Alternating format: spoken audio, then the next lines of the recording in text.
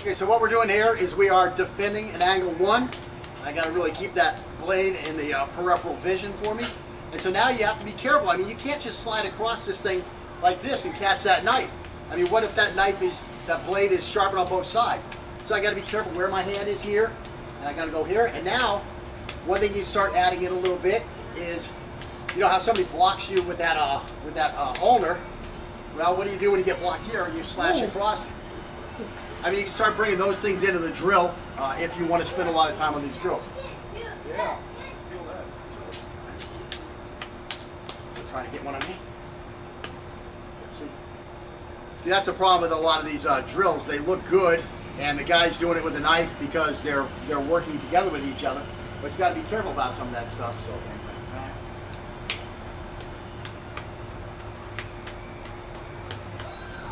And that's where this really needs to be like a trap on this one here, if you can. That'll keep him from getting that blocking on you in the first place.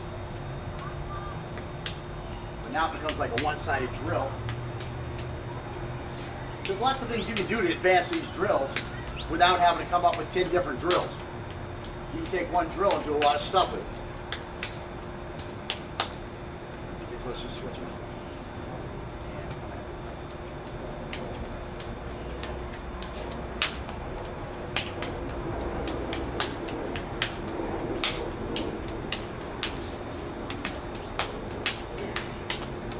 Slash your motherfucking neck! I just slashed your neck! Okay, so again, you can have a lot of fun with that stuff, ramping it up. Just try to stay off his blade while you're doing it, and do try to slash his neck. Make him block it. Make him block it if you're going to do these drills. And again, this is where you really have to be careful when you're doing drills like this. This is where you really need that qualified, certified instructor. Before you start adding speed, you know, it's fun to do and it's fun to add speed, but make sure you have a level of safety there. And again, like I say, we're two dysfunctional kids who grew up into adults, so we're kind of stupid about it. And that's all I can really say is, yes, we are stupid about it, okay? If you're stupid about it and you get injured, that's your fault, because I'm telling you, wear the equipment. Start slow. Be careful. Work with a qualified instructor. That's all I really can say to you. You know, I can't be there every day if you decide to try this stuff out. I'm telling you, don't try it out unless you have a qualified person to work you through it and help you see what you're doing and know what you're doing. And again, would it be more prudent for us to at least use rubber knives? Yes, it would. But again, like I stated in an earlier video, or maybe the beginning of this video, you know, I'm the qualified guy. I'm the certified guy. So I'm going to make sure his knife doesn't get in my face. I'm going to make sure my knife doesn't get in his face. You know, I'm feeling how well he's blocking and how well he's responding before I ramp up the speed, before I put, you know, even a training knife, which can cause a lot of damage. This is very solid. It can cause a lot of damage. You don't want this getting inside of your eye socket somewhere. But again, you know, I can feel his skill level, that he's good enough to do the drill in a negligent fashion. The way we are. That's all I'm saying. This is negligent, okay? If you want to go and act negligent, I'm not there to hold your hand. So don't do it, you know. Do it with somebody who is there to walk you through it. Don't be negligent. You're going to throw a knife at me. Bam, bam.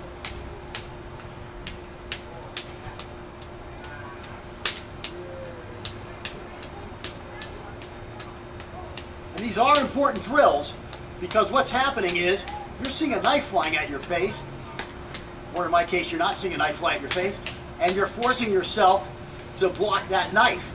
And that's critical, because in a real knife fight, guess what? A real knife is going to be coming at your face.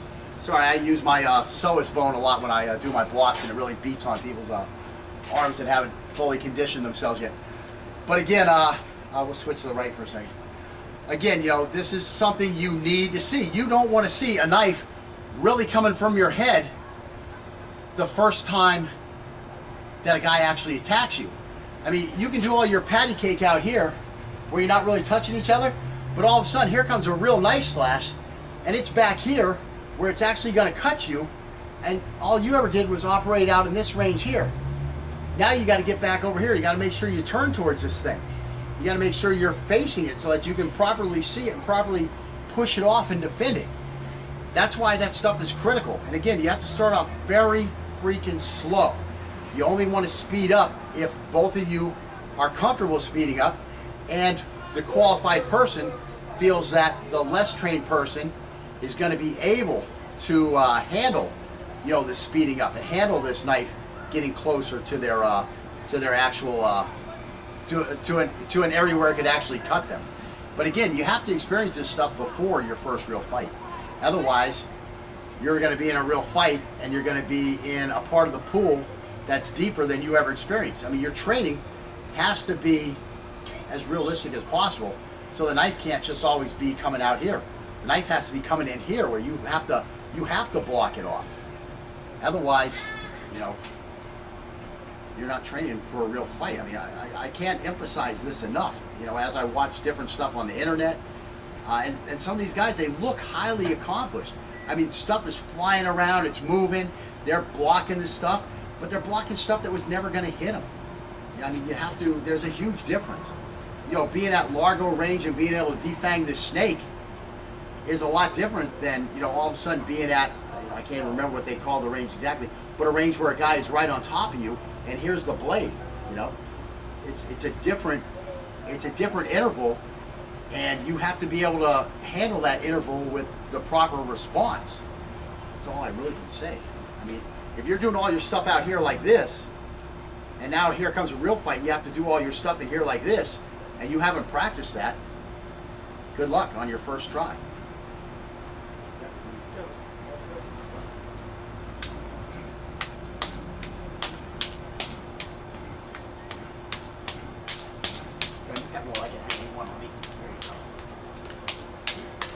Right by your face, wasn't it? Yep.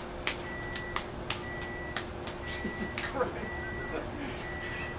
So he's getting a little uncomfortable with my intensity, and I'm kind of feeling like I'm left out in the cold with his intensity, because, I mean, he's bringing the knife where it will cut me, but sometimes I want to feel like I'm really going to be cut. Okay, let's do it again. Okay. Right there, you're following me too much with a hand? Yeah. Just tap it. That's what you want. Now, isn't that easier? Yeah. That makes it easier to defend, doesn't it? Because now you're doing moves that work inside of this close range. Yeah, when I'm out here, I can barracuda it out here. Okay? But when I get in here, you don't have that luxury. I mean, now we're in here. Now, start thinking about chai style from here. Where do I want to get that? Where do I want to get that? Boom. So, I mean, we're playing around a little bit here. And that's where you have to really be careful. We really would want a rubber knife there. That's why it just went slow. But, I mean, there's a huge difference between doing that stuff out here where you're never going to get hit. Now you can start making all those errors, not keeping those elbows in tight. Out here, because all I'm doing, I'm slapping something that ain't going to hit me anyways. I mean, what am I doing here? I like that. What is this? What is this? Now I can take my elbows everywhere, because ain't nothing going to get me. But you start bringing this stuff in here, you better tighten the fuck. You better tighten the heck up. That knife on my head. I'll redirect. I know what I'm doing. I know what I'm doing.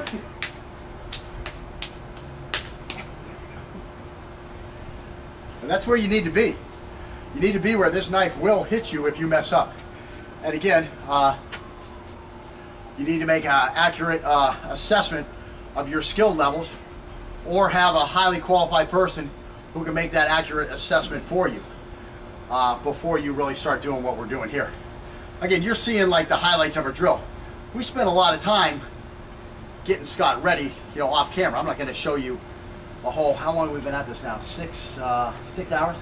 We've been at this about 6 hours now, and you're going to see, a half-hour of video. So, he did, earn his stripes to where I can actually take a nice angle one with a aluminum training blade at his face. Believe me, this will scratch the heck out of you if you hit the guy hard. Unfortunately, me and my son used to do some Sinawali with him, and mine is really like chipped up here, so it is really sharp. When I went across his arm, you might have seen him jump pretty good there. That was because that stuff was kind of cutting his skin a little bit. But these things in the eye and these things across the face, they might end your training session for the day if you weren't able to properly defend it, and thus you got hit. So you definitely, I mean, it could remove your sight for the rest of your life. So again, you have to very accurately assess your skill level, and if you aren't a black belt, at least in some art, then you're not the guy who can accurately assess your skill level, and thus you shouldn't be doing these drills until you get somebody who can take you through the class. I mean, if you're an upper belt in a class and you go through this stuff very, very slowly, and you make a decent assessment of where you're at, going slowly, you probably can get through it. You have enough skill to work through this stuff slowly. I wouldn't do the drill like we were just doing it right there, though. That is actually dangerous, You can do it out here at this range, where the worst thing that's going to happen is you're going to nick up each other's hands, but then you're not training for an actual fight. You're training for something else. Okay, so to wrap up lesson 5, the drills that we did usually help us develop a decent amount of confidence in our catching, trapping, and checking skills. So we will begin to incorporate them into our individual knife fighting style that we will be working on in lessons 8 and 9. By now, we should have finished reading Don Pentecoft's book, Put 'em Down, Take 'em Out, Knife Fighting Techniques from Folsom Prison. Again, you can just search for this this manual or text. I want to call it more than just a book on knife fighting, because it is so much more. And you can just search that name, and there's a couple websites that have them out there where you can just read them right on the website. I don't know how that's possible, because I don't know a whole lot about internet copyright and etc. But yeah, you can get this book. There's a lot of books you can't, but this book you can. And I don't know what happened there. If it's just that old that now it's in the public domain, or if Don let it go out to the public domain, or if Don died in a knife fight, God forbid. But it's just out there, and nobody seems to have a problem with it. I'm not going to give you the actual website, because I don't know if I'll get in trouble for that on this YouTube stuff. But you can search for it, and you can find it. Like you can, go find any movie or video that you want. I used to own the book.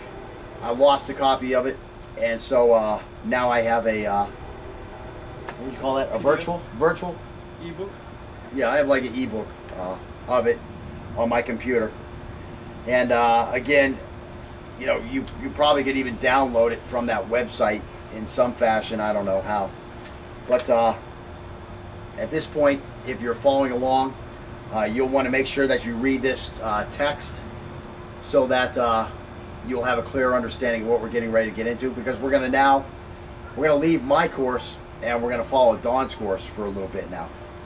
And again, the simplicity and brutality of the knife attack that he teaches, and again, it's a knife attack. It's not a knife defense. It is an attack against an unarmed person. However, due to the fact that it is so, I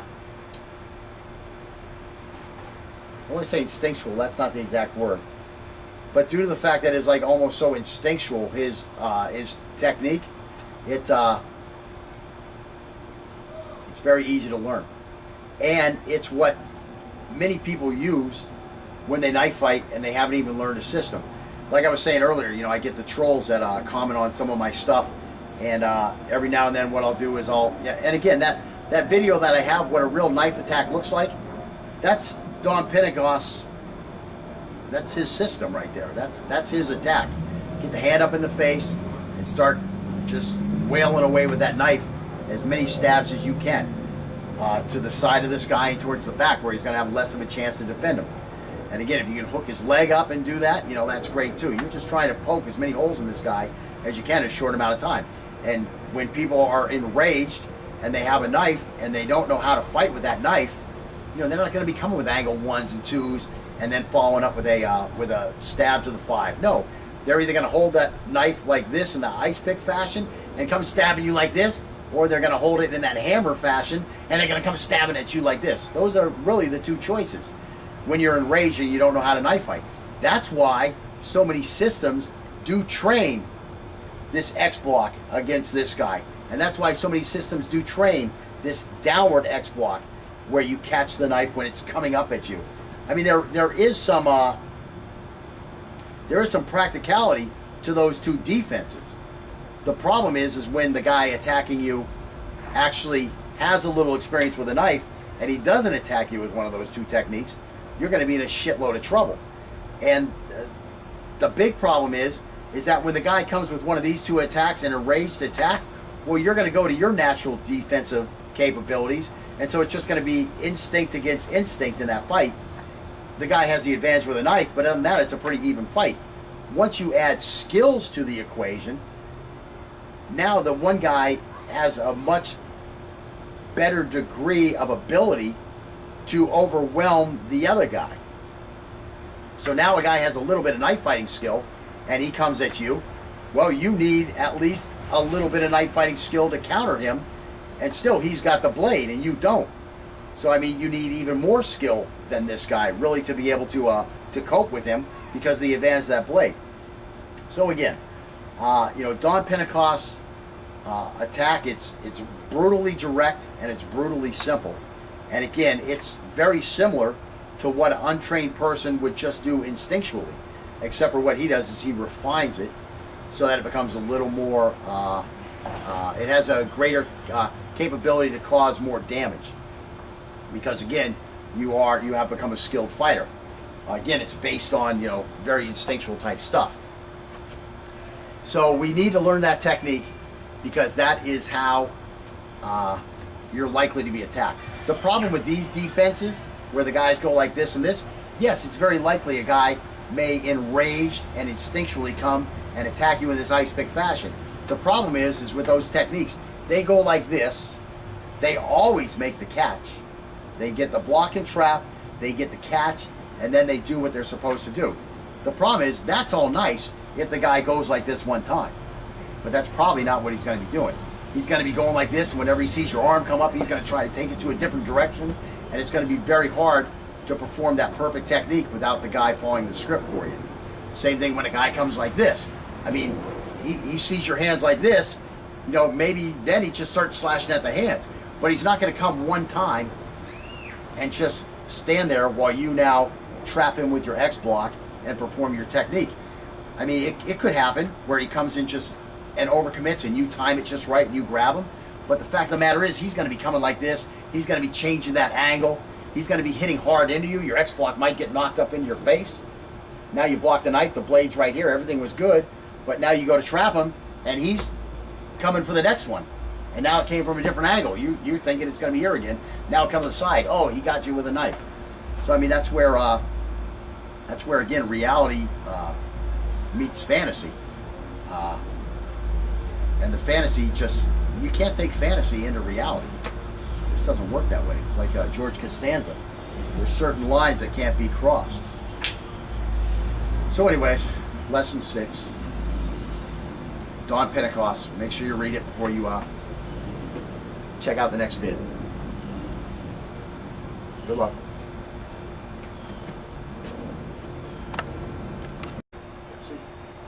See, that's the problem with a lot of these drills. They look good, and the guy's doing it with a knife because they're working together with each other. But you got to be careful about some of that stuff. So.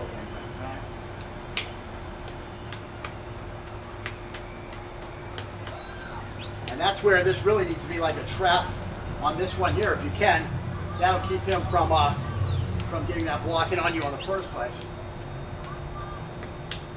But now it becomes like a one-sided drill. There's lots of things you can do to advance these drills without having to come up with 10 different drills. You can take one drill and do a lot of stuff with it. Okay, so let's just switch it. Make sure you have a level of safety there. And again, like I say, we're two dysfunctional kids who grew up into adults, so we're kind of stupid about it. And that's all I can really say is, yes, we are stupid about it, okay?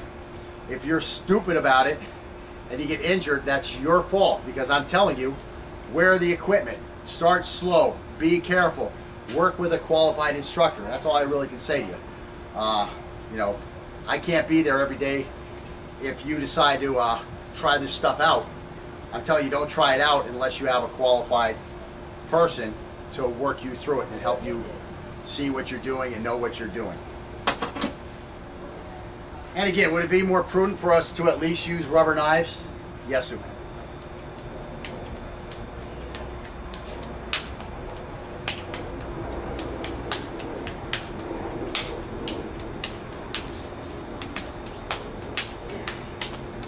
Slash your motherfucking neck! I just slashed your neck!